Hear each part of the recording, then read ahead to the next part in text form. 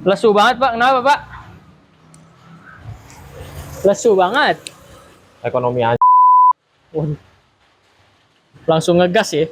Lu kenapa sih? Kenapa? Tuh sampai hujan Pak tuh. Capek banget bro. Enggak sih, bukan capek banget. Gua ngeliat kayak tadi sosial media gitu. Dimanapun perekonomian tuh lagi menurun banget. Bahkan katanya gua nggak tahu ya maksudnya impact besarnya apa. Tapi kayak diprediksi kalau 5 tahun ke depan akan terjadi badai ekonomi. Waduh, badai. Iya, Sekacau itu Pak. Kenapa emang? ya gimana ya kan. Kalau buat Indonesia sendiri yang gue lihat tuh kayak harga impor ke sini makin mahal. Terus juga ada kebijakan apa sih istilahnya gue. Jadi ada kebijakan yang mau dihapus di mana perusahaan. Cuman semoga ini rumor aja ya. Ya, Ada kebijakan yang mau dihapus. Jadi perusahaan luar bebas gitu masukin barangnya ke Indonesia. Itu kan bisa oke, dalam satu sisi bisa bagus perekonomian ya kan. Tapi di satu sisi itu bisa mematikan pengusaha lokal juga gitu. ya jelas lah Pak. Iya. Kalau kita kan sementara ini kan mereka bebas masuk misal pun, tapi ada pajak dong, ada pajak dan segala macamnya dong. Nah, iya, gua nggak tahu, cuman gua nggak mau ngomong banyak soal ini karena gua takut salah. Iya. Silakan lu cari sendiri Ya tentang. karena pengetahuan kita masih minim lah soalnya. Iya, lu cari sendiri. Tapi ya gimana ya kalau usaha lokal mati gitu. Sedangkan lu tahu kan sekarang tuh PHK tuh lagi besar-besaran banget 2025 Kacau, kacau. bahkan kemarin yang lagi viral presenter Kompas TV yang sampai nangis tuh yang perempuan Oh, itu efek efisiensi itu waktu itu. Iya, terus juga ya gimana ya? Kalau misalnya PHK susah, orang kan otomatis lari ke usaha. Betul. Tapi kalau usaha juga nanti jadi susah juga, kayak sekarang pun gue nanya banyak pedagang-pedagang di pinggir jalan katanya sepi, gini segala macem.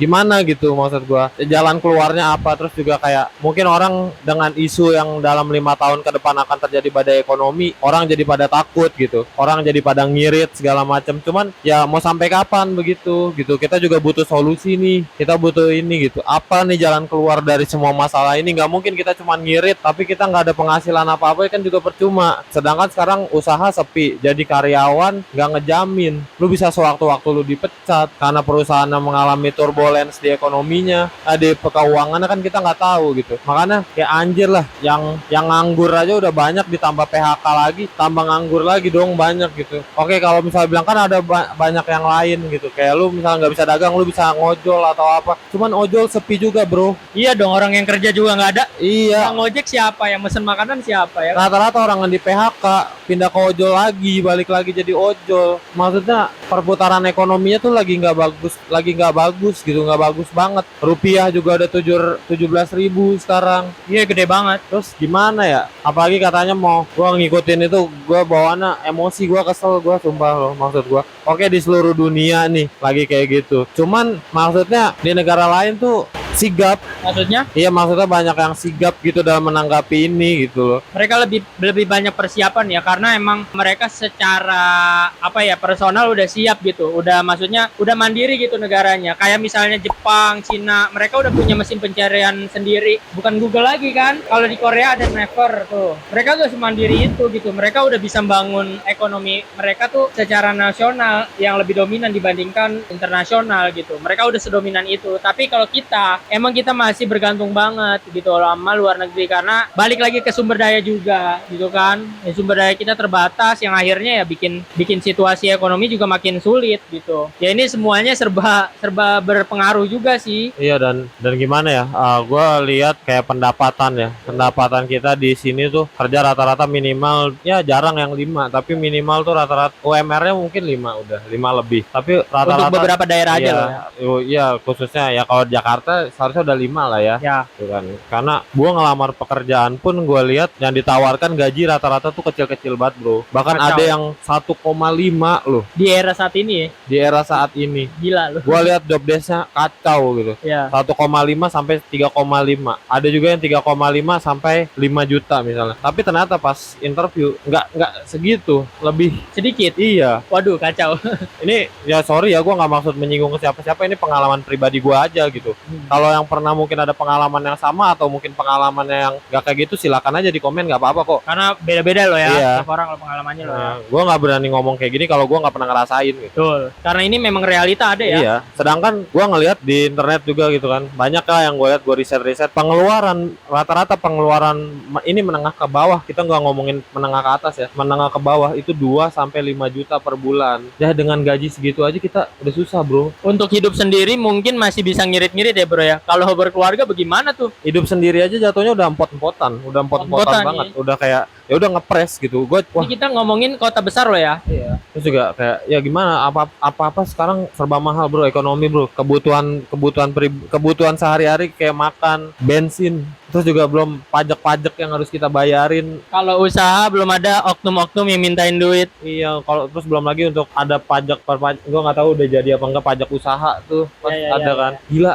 terlalu banyak. Gue nggak menyalahkan, cuman ini kayak ya gue keluh kesah aja gitu, kayak terlalu banyak pengeluaran tapi pendapatan income-nya tuh kayak nggak sesuai gitu. Masa ya kita income segitu kita harus nombokin untuk pengeluaran, kan terlalu banyak potongan-potongan gitu loh. Ya selama pengeluar udah gitu ya pemasukan itu yang akhirnya keluar lagi, kita benar-benar nggak bisa nabung gitu loh. Pribadi boro-boro nabung gitu, itu udah bisa hidup dengan angka segitu aja udah bersyukur banget. Nggak terus kalau misalnya kita cuma disuruh ngirit tanpa disuruh kita udah ngirit gitu. Maksudnya kita sadar nih pendapatan seberapa, udah banyak hal yang kita mau kita korbanin, ya udah nggak usah gitu. Ya cuman maksudnya solusinya gimana nih selain kita yang ngirit nih, apa nih sangkanya untuk menekan harga yang tinggi itu apa gitu. Ngirit kita juga udah ngirit, tumpah udah ngirit ya. Ya, sulit juga sih ya kalau melihat kondisi sekarang ya, bukan jadi itu banyak faktornya gitu ya. Ya kalau menurut gue sih yang nomor satu faktor terbesar adalah ketidaksiapan kita sebagai negara, bukan cuma masyarakatnya doang ya, seluruhnya. Ya gue nggak mau ngomong langsung, kalian bisa bikin simpulan sendiri karena ini opini kita aja ya. Mungkin kita masih salah nih karena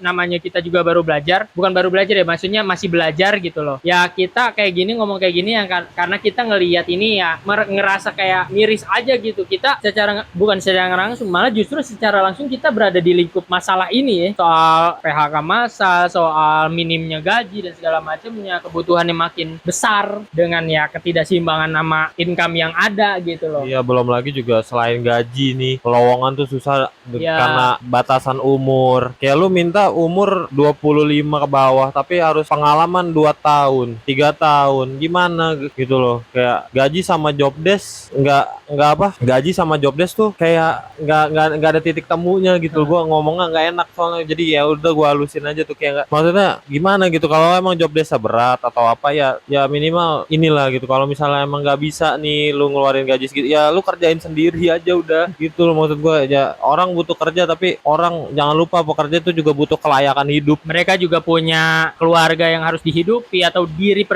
sendiri yang harus sehat gitu loh. Gue coba simpulin ya, kenapa di negara-negara luar soal usia kerja lah, itu nggak dibatasi usia kerja, kemudian juga pokoknya nggak melihat itulah ya. Gue ngelihat kalau di luar itu ada sistemnya itu cukup rapi dalam artian kita tuh bukan cuma digaji doang, tapi karyawan-karyawan ini dapat perawatan yang emang layak diberikan kepada mereka gitu. Dalam hal ini kesehatan. Ya kalau usianya memang udah nggak yang muda lagi, dalam artian yang di bawah 25, di bawah 20, ya kan? Tapi mereka itu secara rutin dari awal masuk sampai mereka selesai, maksudnya udah pensiun gitu, mereka rutin di setiap tahun tuh ada kayak medical check up rutin, terus diberikan asuransi juga kesehatannya. Mungkin di sini ada ya? Ada, tapi Ada. ya itu dipotong lagi dari gaji. Nah, kalau di sana tuh emang udah diberikan secara memang secara fasilitasnya seperti itu. Ini yang gue tahu ya, mungkin kalian yang pernah kerja di luar negeri itu lebih tahu daripada saya ya. Cuman ini yang saya lihat dan saya pelajari dari beberapa literatur yang udah pernah saya baca dan saya lihat gitu, saya tonton. Itu rata-rata mereka tuh diberikan fasilitas seperti itu. Jadi mau usia berapapun ya masuk aja. Soal pengetahuan, soal pengalaman kerja justru mereka lebih banyak dong. Kalau hal-hal yang baru katanya cuma anak muda doang yang tahu hal-hal yang baru yang trendy. Ya kalau misalnya kita diberi fasilitas untuk belajar, orang-orang yang udah berumur ini diberikan fasilitas untuk belajar, diberikan kayak seminar rutin. Di sana kan diberikan tuh seminar rutin segala macam, bahkan dikursusin khusus gitu nih. Kita ada kursus ini nih. Misal waktu munculnya AI, diberikan semua tuh pegawainya diberikan kursus AI supaya nggak ketinggalan. Itu gitu-gitu solusinya daripada lu mikirin umur segala macamnya. Justru yang lebih berpengalaman, lebih matang, pemikirannya lebih tenang menurut kita sih gitu ya. Cuman ya balik lagi kalau misalnya kalian mencari umur gitu. Ini kalau gua lihat ya, gua lihat ya mereka-mereka yang mencari umur dan bilang menerima fresh graduate itu mau ngapain? Tahu nggak lo? Kasih gaji yang minim. Karena kan baru masuk ya nggak. Kalau orang yang udah pernah kerja dan segala macam udah berumur pasti mintanya. Ini asumsi mereka ya, yang menurut gua ya pasti mintanya gede nih ya nggak. Ini asumsi gua ya. Tapi menurut gua itu adalah satu hal yang menurut gua kurang tepat gitu dan perlu pembenaran. Dan artinya mereka mungkin tujuannya baik untuk supaya meregenerasi, maybe seperti itu. Cuman bukan berarti yang berumur dan punya pengalaman dan bahkan punya bakat untuk ngerjain kerjaan kalian itu nggak kalian terima cuman karena masalah umur gitu. Justru makin ribet lagi kan kalau misalnya umur lu harus ngedidik dari awal, pikirannya masih belum matang, masih ya mental health gitu. Ya nggak bisa gitu.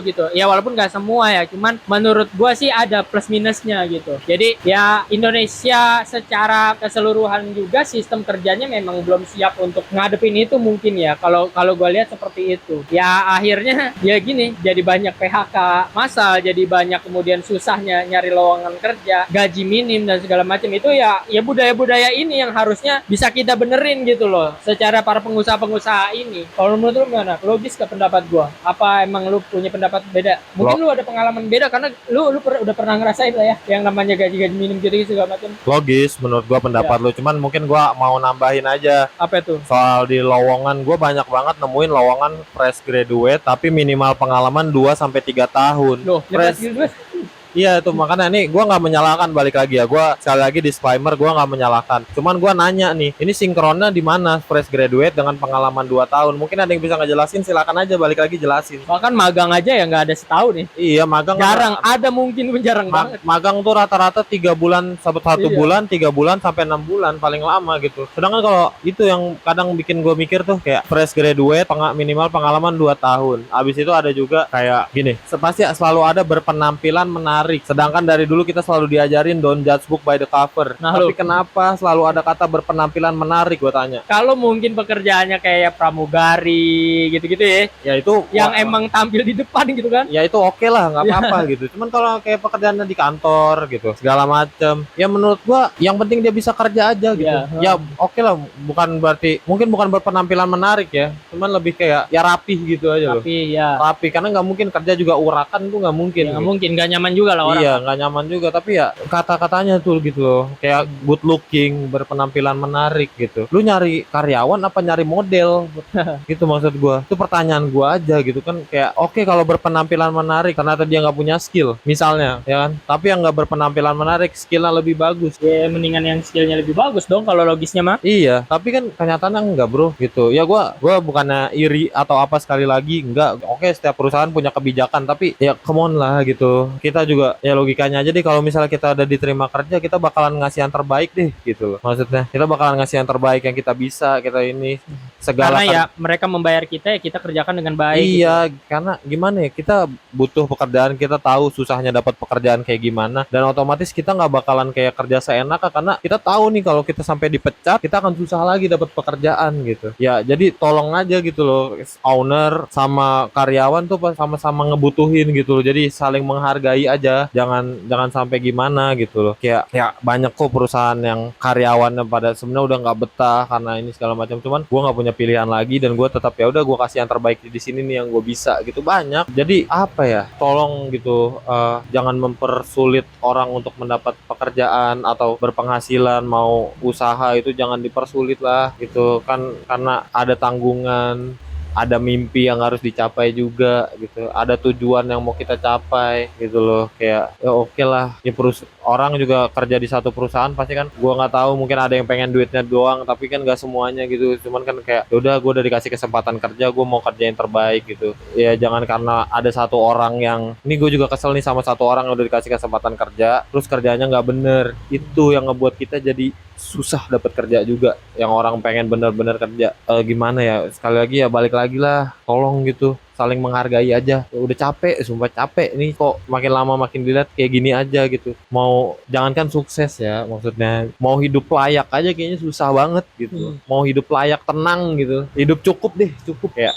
Gila men, apapun apa-apa sekarang dinaikin tapi kayak gaji segitu-segitu aja, kayak Stuck ya. iya gitu, bingung gitu, banyak loh. Terus sumpah udah nggak bisa ngomong lagi dah. Ya gua nggak munafik men, gua kecewa banget. Gua yakin banyak di luar sana juga yang ngerasain yang capek kayak gitu. Dan buat lu karyawan-karyawan yang udah dapat kerja, udah ini, lu memutusin buat resign buat apa? Jangan resign dulu. Saran nih, saran. Saran, jangan resign dulu. Nggak enak kalau kerja, masih nggak enak lu nggak kerja gitu. Ya udah gitu, maksudnya ya lu kalau emang lu nggak cocok, lu kerjain aja terbaik yang lu bisa gitu. Yang penting kan job desk lu apapun udah lu kerjain gitu. Kalau misalnya bos lu kayak gimana atau udah, yang penting lu udah kerja. Kalaupun mau pindah, mau resign ya, lu cari dulu yang baru. Lu Iya. dapat baru resign gitu. Lu cari dulu yang baru, lu jangan gegabah. Tolong banget, dari pengalaman gue pribadi, Ya. gue gegabah, gue cabut karena gue waktu itu dibikin lah nggak bisa kerja segala macem. Gue udah ngasih juga, gue udah ngebuktiin tetap nggak ini, akhirnya gue gegabah, gue cabut. Ini pengalaman gue sharing ke lu semua, bukannya gue mau ngajarin. Tolong jangan gegabah, pikirin lagi susahnya cari kerja. Kalaupun lu mau resign belum dapat kerja, lu mau usaha, ya saran gue lu jalanin usaha lu awal-awal sambil lu kerja dulu, karena usaha juga kita nggak tahu, bisa ada yang bertahan, ada yang enggak, sampai lu ngerasa titik di mana oke, ini kayaknya usaha bisa gue jalanin tanpa gue kerja. Lu udah lihat profitnya, lu udah tahu cara ngitung untung ruginya, lu silakan kalau emang lu matangnya di situ. Manajemen resiko ya. Iya, cuman kalau misalnya lu belum ada gambaran apa-apa segala macam nih, jangan pernah gegabah. Sekali lagi gue ingetin, jangan pernah gegabah. Perekonomian lagi nggak baik-baik aja semua nih, perekonomian lagi nggak baik-baik aja. Jadi tolong nggak usah kemakan nafsu juga. Lu bersyukur karena banyak yang mau ada di posisi lu itu. Sekarang susah banget cari kerja, gue lihat di luar sana orang beribu-ribu, berjuta-juta orang, bukan beribu-ribu lagi, berjuta-juta orang saingan untuk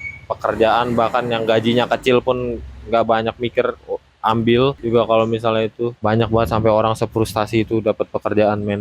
Ya gitu aja sih maksud gue ya, kayak ya meskipun suasananya nggak enak ini segala macem, capek atau apa, cuman ya tuntutannya segala macem, gila, lu nggak bisa ngapa-ngapain sumpah, karena lu bingung gitu. Kalau lu masih mikir kayak gue karyawan, gue masih digaji aman segala macem, gue punya temen yang bisa ngebantu gue nanti ketika gue mau ini, gue cabut aja, tabungan gaji gue masih cukup. Jangan pernah berpikir kayak gitu, tolong. Tabungan lu kalau lu nggak tambahin juga pasti bakalan habis dalam sekejap, namanya duit. Jadi ya udahlah, itu aja sih menurut gua. Ya sebenarnya ya itu nggak ngasih solusi sih, cuman keluh kesah, cuman ya udahlah, itu aja yang gua keluarin gitu. Keluh kesah. Capek bro, lu deh gimana dah tuh? Gua nggak sanggup gua ngomong lagi anjir, udah bingung. Kalau gue nambahin, mungkin gue coba ngelihatnya dari dari sudut pandang pengusaha ya. Kalau pengusaha gini nih, misalnya lu punya usaha, terus pengen punya pegawai ya, lu lihat-lihat dulu kondisinya gitu. Lu harus ngelihat orang-orang yang emang kerjanya itu benar-benar dari hati gitu. Kompeten dari hati, dan mereka emang benar-benar pengen memajukan perusahaan gitu loh. Jadi kita sebelum menerima pegawai, emang kita tuh bukan ngelihat dari umur doang, bukan ngelihat dari skill doang. Kita tuh harus ngelihat dari seberapa sih sungguh-sungguh orang ini kerja gitu loh. Bahkan ada yang emang skillnya nggak ada, dari umur udah lebih tua, tapi dia punya kesungguhan gitu, punya kemauan gitu untuk belajar, untuk kemudian kerja keras gitu, untuk kemudian sama-sama bangun perusahaan gitu. So kita sebagai pengusaha itu kita harus ngelihat gitu loh, oh ini nih orang yang benar-benar mau kerja gitu. Karena kan ada yang orang kerja ya suka-suka dia doang, dia cuman kerja cuman formalitas biar dilihat kerja, biar dilihat orang, wah nih orang udah kerja gitu. Ada yang kayak gitu teman-teman. Mereka tuh kayak ngerasa mereka tuh bisa ngapain aja, tapi mereka tuh nggak mau ngelakuin itu gitu, cuma bisa ngomong doang. Nah ini yang harusnya kita hindari gitu sebagai seorang pengusaha gitu. Cuman bukan kita ngelihat orang tuh dari segi umurnya doang, dari segi tadi penampilannya. Itu kita nggak bisa ngelihat kayak gitu. Kita harus ngelihat tuh dari kesungguhan. Ya ngelihat situasi yang kayak gini, mereka yang nggak punya skill, umurnya udah sekian tapi masih mau apply di perusahaan lu gitu loh. Mereka usahanya, keinginannya itu lebih besar. Ya coba deh wawancara sedikit. Apalagi sekarang udah banyak psikotes gitu yang ngelihat kesungguhan kerja dari seseorang, kesungguhan keinginan dari orang gitu untuk kerja keras gitu. Itu bisa kelihatan tuh dari psikotes biasanya.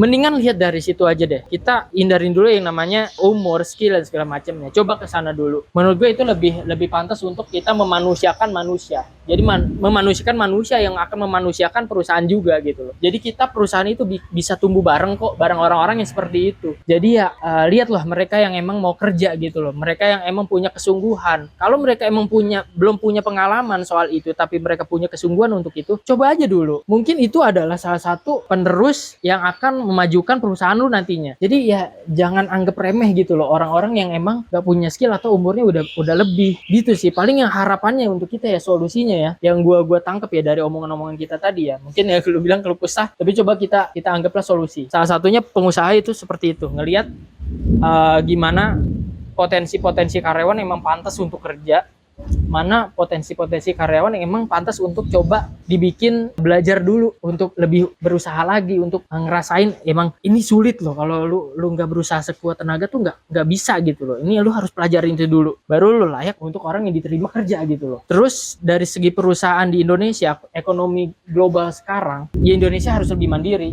Di omongan-omongan kita di podcast sebelumnya ya, di gue juga pikir sebelumnya, kita selalu bilang pola pikir diperbaiki, pemerataan pekerjaan di setiap daerah di Indonesia tuh diratakan gitu loh, sama-sama rata gitu, enggak cuma berpusat di kota metropolitan kayak Jakarta, apalagi ibu kota baru sekarang yang nggak tahu progresnya udah sampai mana. Coba diratakan itu, dilakukan seperti itu untuk pemerintahnya. Bisa nggak nih kita bisa mandiri kayak negara-negara maju kayak Jepang, Cina, walaupun butuh waktu, tapi harapan gue biar bisa kita suatu saat nggak lagi bergantung sama internasional. Jadi ketika emang ada keresahan atau perang dagang seperti ini yang di internasional, kita tuh nggak puyeng-puyeng banget gitu loh. Maksud gue kayak gitu. Mungkin itu aja sih ya. Kita kalau ngomongin gini nih terlalu berat. Cuman keresahan-keresahan kita ini semoga bisa tersalurkan dan bisa ngasih solusi juga buat teman-teman semuanya. Tetap semangat buat yang lagi cari kerja atau yang lagi ruwet di kerjaannya. Kita sama-sama berjuang untuk hidup di negara ini. Kabur aja dulu nggak sih nih? Jadi nggak sih itu? Nggak tahu dah. Yang penting, oh ya gue mau nambahin nih. Teruntuk HRD yang terhormat, kalau emang nggak nerima atau apa, ditolak, langsung kabarin. Gak usah bilang nunggu kabar seminggu sampai 2 minggu. Kita nungguin ini. Gue nggak nyalain kok. Udah itu aja. Udah 2 bulan gue ngelamar nggak diterima-terima, nggak ada kabar. Elah.